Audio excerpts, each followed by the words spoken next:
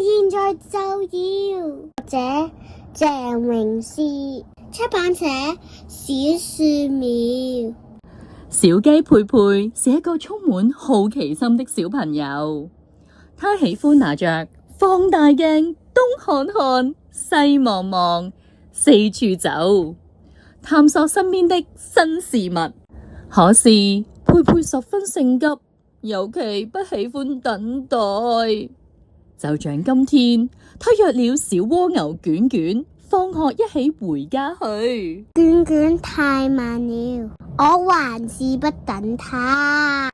佩佩結果沒等卷卷便離去了。上數學課時，眼見小老鼠聰聰很快就完成數學練習，但是佩佩想來想去也想不出解答。我不會做這道題目了。佩佩立刻放棄了。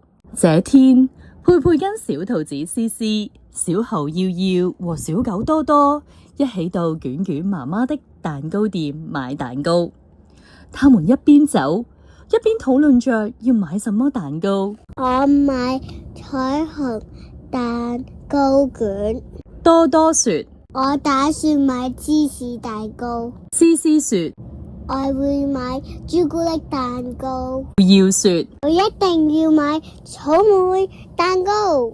佩佩說，到了蛋糕店，卷卷媽媽正好端出芝士蛋糕和朱古力蛋糕。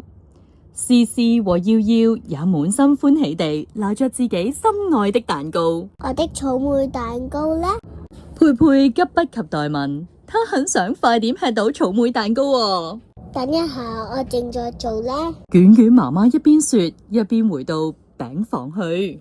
佩佩開始有點生氣，怎麼只有我的蛋糕沒有做好啊？佩佩越等越沒耐心，還大吵大鬧說，現在就要。多多發寶未來鏡。魔法小狗多多從他的魔法箱中取出一面鏡子，他把未來鏡遞給佩佩。佩佩看着未來鏡，鏡子中卷卷媽媽為他特製出精美的草莓蛋糕呢。只要耐心等待，這個美好的事情就會發生。多多說道，而且等待的時候可做其他事情哦。多多把自己的彩虹蛋糕卷拿了出來，是卷卷媽媽製作的，你一起分享吧。多多把蛋糕卷分給佩佩、思思和耀耀，他們一邊分享蛋糕，一邊談笑着。